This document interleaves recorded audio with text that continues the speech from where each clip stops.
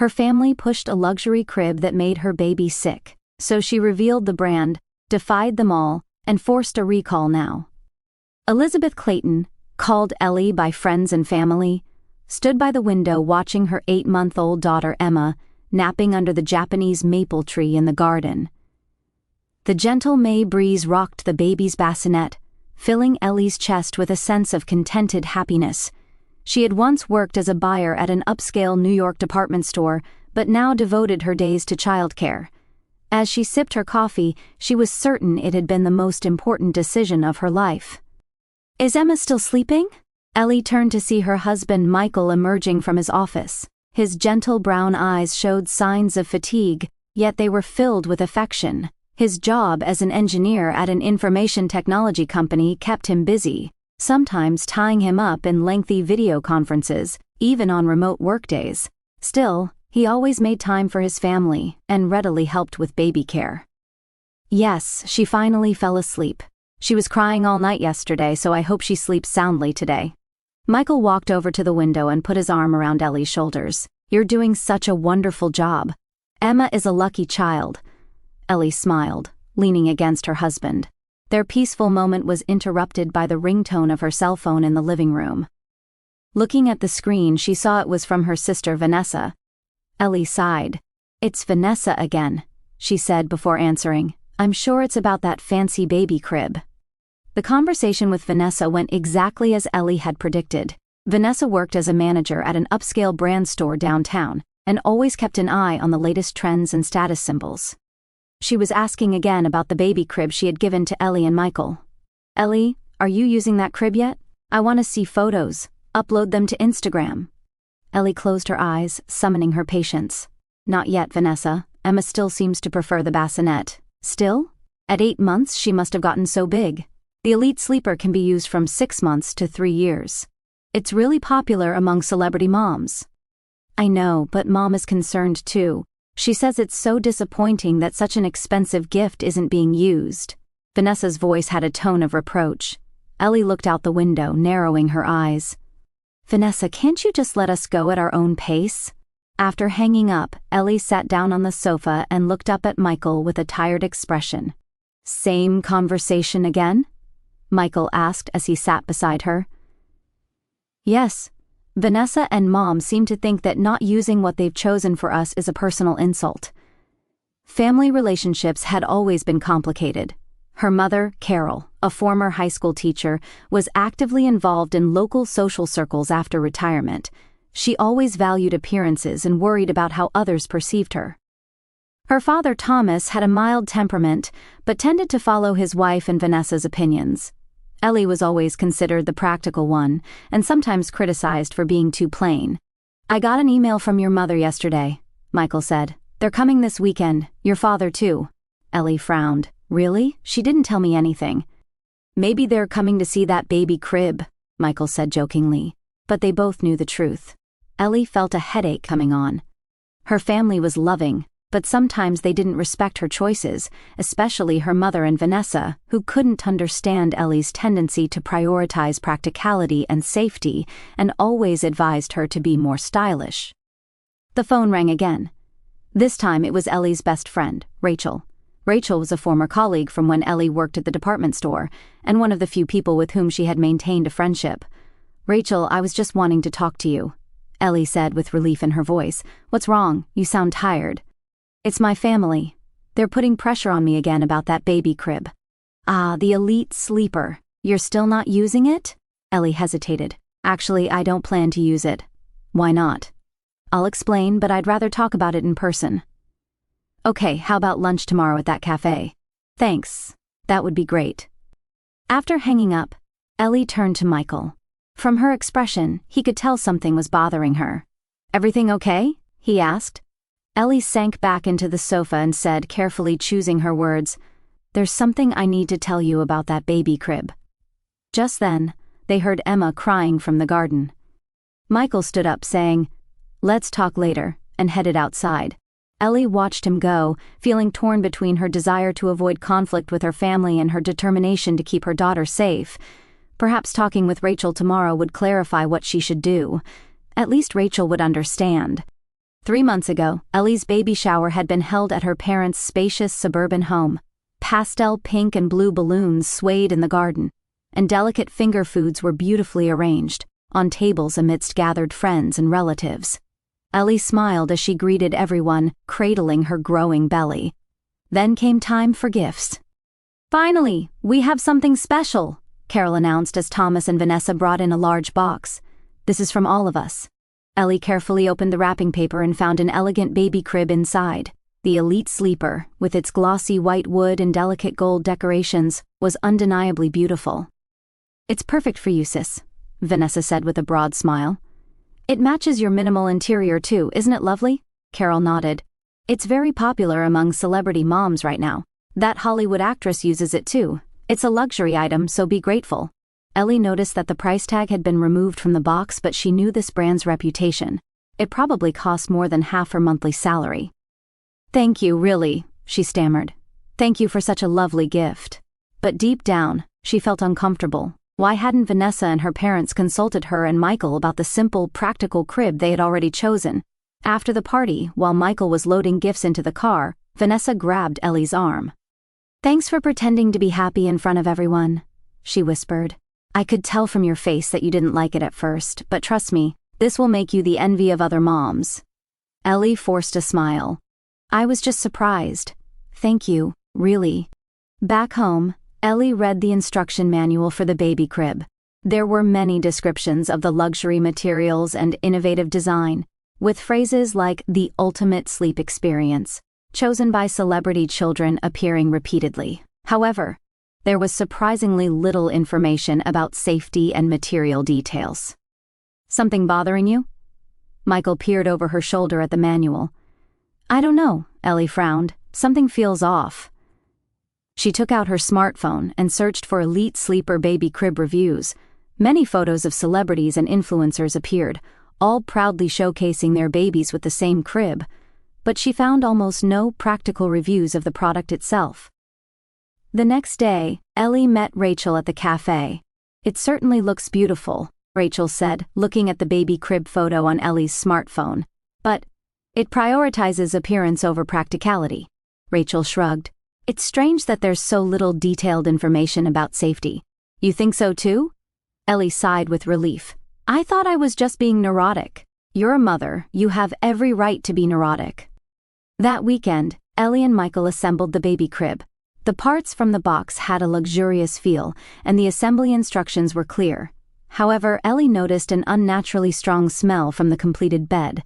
"Doesn't this smell strange?" she asked Michael. Michael sniffed it. It has a bit of a new product smell, but it'll probably fade away." Ellie wasn't convinced. She held Emma and brought her near the crib. Strangely, the usually calm Emma suddenly became irritable and began rubbing her face with her small hands. "What's wrong, Emma?" Ellie observed her baby with concern. Small red spots began appearing on Emma's cheeks. Ellie quickly moved her daughter away from the crib and took her to another room. After a few minutes, the rash began to fade, and Emma calmed down. The next day, Ellie conducted an experiment. When she brought Emma near the baby crib again, the same reaction occurred. This time, she even started coughing. Ellie immediately moved the baby away, feeling deep anxiety. "Michael," she called her husband. "There's something wrong with this bed. Emma seems to be having an allergic reaction." Michael was skeptical at first, but changed his attitude when Ellie showed him photos on her smartphone, Emma's red rash near the crib, and her normal skin when away from it. "What could be causing this?" He frowned. "I don't know, but I think we should stop using it." That afternoon, Ellie secretly purchased another baby crib from a local children's store. She chose one that was simple, practical, and had clearly displayed safety standards. She set it up in another room and started putting Emma to sleep there. The baby showed no problems. However, the issue was the relationship with her family. "How's the crib? Does Emma like it?" Messages from Vanessa came almost daily. "It's lovely, thank you," Ellie continued to lie. "Send photos." The demand came from her mother as well. Ellie made up excuses. "She's sleeping right now. Let me tidy up first. I'll take a nice photo this weekend." And today, Michael had come home early from work and sat Ellie down on the sofa. "I want you to be honest," he said with a serious expression. "Why aren't you using that luxury baby crib? I know you're hiding another bed because of concern for family, but why? Ellie took a deep breath. See for yourself, she smiled. Try putting the baby to sleep. With a confused expression, Michael picked up Emma and approached the elite sleeper. As Emma began to flail her little arms and legs, and the moment Michael tried to place her in the bed, her skin began to redden and swell with intense coughing. Michael immediately picked Emma up, his face pale. My goodness, he said in a trembling voice. Something is definitely wrong. Ellie took Emma from him and gently rubbed her back. This is what I wanted to tell you. Something from the bed is causing Emma to have an allergic reaction. Michael's expression became determined. We need to investigate. This isn't just a sensitivity issue. It could be something serious. Ellie looked at her husband and felt true relief for the first time. At least he would be on her side. Your mom and the others are coming next week, right? She asked. Michael nodded. We'll have to explain. Do you think they'll understand? I don't know, Michael answered honestly, but Emma's health comes first, that's for sure. Holding Emma close, Ellie wavered between anxiety about what was to come and determination to protect her child's safety. The next morning, Michael called his company to take time off. Ellie showed a relieved expression at his determination. How should we investigate? Ellie asked, sitting at the kitchen table and drinking coffee. Michael opened his laptop and said, First, we need to identify what this is. Let's collect samples from the bed. Ellie nodded and said, Rachel's friend Natalie is a medical journalist. I'll try contacting her. Michael began carefully examining the baby crib. He collected small samples from areas with particularly strong odors. Ellie was moved by Michael's serious expression. Until yesterday, she had worried that she might be overreacting, but now she felt they were tackling the problem together. My college friend David is a pediatrician, Michael said. He might be able to arrange tests. Ellie picked up her smartphone and searched for elite sleeper health issues. The first results were mostly corporate press releases and positive reviews, but after scrolling through several pages, she found several social media links with content has been removed messages. This is strange, she frowned. There are lots of deleted posts. Michael peeked at her screen. That's suspicious. Something might be being covered up. That afternoon, Ellie met with Rachel and her friend Natalie. Natalie was a journalist who had written numerous articles about the safety of children's products. Actually, I think I've heard something about this brand, Natalie said, taking a sip of coffee. She opened her laptop and began checking her files. Here it is, she suddenly exclaimed. Last year, a blogger deleted all her content after posting a critical review of the elite sleeper. I found it strange and tried to contact her, and Ellie leaned forward. She didn't want to talk. It seemed like there was some legal issue. The three women looked at each other. So, you're saying someone is suppressing information about known problems? Rachel said. It's possible, Natalie chose her words carefully. I'll investigate further. 2 days later, Michael received a call from his friend David. His voice was filled with tension. Mike, the test results for your samples are in. I'm afraid it's not good news. Michael switched to speaker mode so Ellie could hear too. What did you find? Ellie asked anxiously. High concentrations of formaldehyde and a type of flame retardant that was banned several years ago. They seem to be particularly present in the wood finish and adhesives. These can definitely cause skin irritation and respiratory problems. Ellie and Michael looked at each other, holding the phone with trembling hands. David, thank you so much, Michael said. Is there anything we can do? I'll create an official report. This shouldn't be sold in the first place. I recommend reporting it to the Consumer Product Safety Commission. After ending the call, they were silent for a while. Tears of anger and sadness welled in Ellie's eyes. Our family gave Emma poison as a gift, she said in a trembling voice. Michael took her hand. They didn't mean harm, but now we need to find out the truth. That night, Natalie contacted them. Her voice was excited. Ellie, you were right to be suspicious. According to my inside sources, the Elite Sleeper is a brand designed for appearance and prestige, while the actual products are cheaply produced in unlicensed factories in China. They're using connections to bypass safety standards. But how? American safety standards are supposed to be strict, aren't they? Ellie asked in confusion. That's the problem. They've reclassified their products as high-end furniture to avoid the rigorous testing required for children's items. Plus, they provide free samples to celebrities for promotion and pressure to keep problems from surfacing. Ellie trembled with anger. So, other babies are at risk too? With a determined expression, she opened social media and posted about her experience and warning. However, hours later, the post was deleted. Instead, a warning email from Elite Sleeper's legal department had arrived in her inbox. Ellie shuddered at the message, spreading false claims about our product constitutes defamation. That weekend, Vanessa and their parents visited Ellie's home as planned. Ellie opened the door while holding Emma, greeting them with a tense smile. "Emma, you've grown so much." Carol reached for her granddaughter. "Let me hold her." Ellie handed her daughter to her mother and led the family to the living room. But Vanessa's eyes immediately went to the new baby crib in the corner of the room. "What's this?" She raised an eyebrow. "Where's the crib we gave you?" Ellie took a deep breath. "I have something to talk to you about." As she began to explain the issues with the baby crib, her mother's expression gradually hardened. When Ellie talked about the test results, Vanessa folded her arms and snorted. "You're just being too neurotic," Vanessa said coldly. "Babies are sensitive. Thousands of babies use that crib, and I've never heard of any problems." "Is that really so?" Ellie countered. "Because information is being deliberately suppressed." Carol sighed. "Elizabeth, in our day, we didn't worry about these chemicals. You young parents worry too much about everything." Ellie tried to control her anger. "Mom, this isn't about being overly worried. Emma actually showed a reaction. She got a rash and started coughing."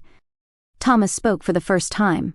"If there really is a problem, it's worth investigating, isn't it?" "Thomas!" Carol looked accusingly at her husband. "Are you taking her side too?" The argument heated up, and when Carol criticized, "Your parenting is too perfectionist," Ellie finally exploded. "Are you prioritizing appearances over your child's health?" she said with a trembling voice. "This bed is making Emma sick." A tense silence filled the room. At that moment, Michael returned from work. He sensed the atmosphere and immediately understood the situation. "Everyone, let me demonstrate," Michael said quietly. He brought out the Elite Sleeper and placed it in the center of the living room. "Can I hold Emma?" he asked Carol. Carol hesitantly handed her granddaughter to him. Michael brought Emma close to the crib, and as everyone watched, red spots began to appear on Emma's skin, and she started to cough. He immediately moved the baby away. "I can't believe it," Thomas said with a shocked expression. Rachel and Natalie arrived just at that moment. Natalie opened her laptop and showed the family the evidence she had gathered. "This is consumer fraud," Natalie explained. "Products sold at high prices for their attractive design, but they don't meet safety standards." Carol was speechless and sat down on the sofa. Thomas shook his head bitterly. "To think we gave such a thing to our granddaughter," but Vanessa still didn't seem convinced. "What happens to me if this goes public? I recommended it on Instagram." Ellie felt desperate at those words. "You still care about appearances more than Emma's health?" "Of course not," Vanessa retorted, but couldn't meet her eyes. Ellie picked up Emma and showed strong determination. "I choose my daughter's safety over family appearances, and for other babies' sake too, I intend to reveal the truth." It was clear that a deep rift had formed in the family. Thomas had begun to show understanding for Ellie's opinion, but Carol and Vanessa were turning away in fear of embarrassment. Ellie made up her mind, preparing for the difficult battle ahead. The fight to protect truth and safety had begun. The next morning, Ellie woke up to a notification sound on her smartphone. Looking at the screen, she saw an Instagram post from Vanessa. "A weekend that made me think about the importance of family connections. Sadly, some people can't understand the value of luxury items. Family bonds, misunderstood." Ellie sighed. After yesterday's confrontation, Vanessa and her mother had left in anger. Only her father, Thomas, had gently patted her shoulder before leaving, quietly saying, "I'll look into it." "You okay?" Michael came in from the kitchen and offered coffee. "Vanessa has started throwing shade on social media." Ellie handed him the phone. Michael scrolled through the screen and frowned. "Look at the comments section. Your friends are supporting you." Indeed, several of Ellie's friends had commented. Even Rachel had written, "Safety should be the priority." Ellie put down her phone and renewed her determination while preparing Emma's milk. "If I stay quiet, other babies will be at risk. That afternoon, Ellie posted a question in her local mother's group chat about the safety of baby products. She didn't mention specific brand names, instead raising the topic as a general discussion about safety of design-oriented luxury baby products. The response was surprisingly large. She found that many mothers had similar concerns. One woman revealed, "My child also developed a rash from a luxury brand product," and another shared rumors that some companies forge safety certificates. As Ellie was preparing, her smartphone rang. It was an email from an unknown number. "Miss Elizabeth Clayton, this is the legal department of Elite Sleeper Company. Spreading false information about our products constitutes defamation and business obstruction. Please contact us urgently regarding this matter." Her hands trembled. Michael placed his hand on her shoulder and said, "Don't be afraid. You're doing the right thing." The next day, Ellie and Michael filed a formal complaint with the Consumer Safety Agency. They attached David's test results and the evidence Natalie had gathered. The procedure was easier than expected, but the official warned, the investigation will take time. A few days later, Rachel called. "Why don't we hold a workshop tomorrow at the mothers group about baby product safety? Natalie says she'll speak as an expert." "Really?" Ellie was surprised. "I'm a bit scared after getting warning emails from the manufacturer." "That's exactly why it's important," Rachel said strongly. "They want to silence you, but you're not alone." The workshop was held at the local community center, and more mothers gathered than expected. Natalie explained about safety standards for children's products, and Ellie shared her experience as a consumer. She avoided specific brand names, using the general term luxury baby crib. "What I want to say is the importance of not judging by price or appearance alone, but investigating safety on your own," she concluded. However, during the presentation, the door opened and Vanessa entered with an angry expression. "How dare you do this?" Vanessa said with a trembling voice. "You're ruining the family's reputation." As the venue fell silent, Ellie took a deep breath. "Vanessa, let's not discuss this here." "I'll show everyone," Vanessa persisted, "that my sister is just being too neurotic." Ellie looked at Michael. He nodded slightly and stood up, holding Emma. "I'll show you evidence," Ellie said quietly, signaling to Michael. He took out a prepared sample piece of the Elite Sleeper from his bag and brought it near Emma. Immediately, a reaction began to appear on the baby's skin. The audience gasped. "This is not an act," Ellie said to the participants. "As mothers, it's our duty to protect our children's safety, even if our family doesn't understand." She looked at Vanessa. Her sister's face showed anger, confusion, and a little shame.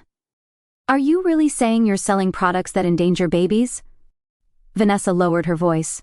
"What I'm saying is that we shouldn't prioritize appearances over safety," Ellie answered gently. The meeting caught the eye of a local news reporter, and a short feature was included in the next morning's news. Ellie's interview was included. 3 days later, a press release announced that the Consumer Safety Agency had begun investigating Elite Sleeper. A week later, the manufacturer announced a voluntary product recall for quality improvement. Learning this, Ellie felt a sense of achievement, but also deep fatigue. She had won, but could her relationship with her family be repaired? As Ellie sat on her home porch, she had an unexpected visitor. It was her mother, Carol. "May I come in?" she asked in a smaller voice than usual. Ellie nodded. Carol sat on the sofa and, after a moment of silence, said, "You were right." "Mom," Ellie searched for words. "No, listen, I was wrong. I'm sorry for criticizing your parenting. You are truly a good mother, Elizabeth." Ellie took her mother's hand. Tears welled in her eyes. That night, Michael embraced Ellie in the kitchen and whispered, "You did the right thing. You're the best mother." Looking at Emma's sleeping face, Ellie thought that the rift with her family would heal with time and, most importantly, she had no regrets about trusting her instincts and standing up to protect her daughter. 6 months later, Ellie invited her family to her home garden. Brunch was prepared on the table, and Emma, now 1.5 years old and beginning to toddle, played energetically under the shade of morning glories. "I have something to tell everyone." Ellie stood up with a glass in hand. The entire family, Michael, her parents, and Vanessa, focused on her. We're expecting our second child! Cheers erupted, and Carol hugged her daughter. Congratulations, Elizabeth! Thomas patted Michael's back with misty eyes. Over the past 6 months, family relationships had gradually been repaired. Elite Sleeper eventually recalled all products and announced new models that complied with safety standards. They never publicly acknowledged the previous issues, but it became a significant lesson within the industry. Look at this, Vanessa showed her smartphone to Ellie. Once filled with luxury brand posts, her Instagram now featured phrases like practical choices and child safety. At the store, I now only deal with products that have received safety certification, she said, looking a bit embarrassed. After that incident, she temporarily lost her influence on social media. But now she had found a new direction. That's wonderful, Vanessa, Ellie said sincerely. Carol sat with Emma on her lap and said, safety is more important than appearances. She still occasionally reverted to old habits, but now prioritized her grandchild's health. After lunch, Thomas called Ellie aside. Your courageous action was right, he admitted candidly for the first time. I should have stood by you sooner. It's okay, Dad. Ellie gently squeezed her father's arm. Family isn't always perfect, but we can learn from each other. That evening, Rachel came to visit. She and Natalie continued their awareness campaign about baby product safety, and Ellie's brave action had influenced many families. You've saved many babies' lives, Rachel said, hugging Ellie. You should be proud. After Michael put their daughter to bed, he sat with Ellie on the porch swing. As the twilight sky turned red, Ellie felt a peaceful satisfaction. It was tough, Michael said, holding her hand. Confronting family was painful, Ellie answered honestly, but I'm glad I stood up for my child's safety. In the bedroom, Ellie gazed down at the sleeping Emma. Her daughter slept peacefully in a safe wooden crib. Space for the second baby was already prepared next to it. From this experience, Ellie learned the importance of trusting her instincts as a mother, and that sometimes, even if it means confronting those you love most, you need the courage to speak up for your children. In the moonlight streaming through the window, Ellie gently placed her hand on her stomach. A new life was growing. She was ready to stand up to protect her children in any situation, because that's what a mother's unwavering love is all about.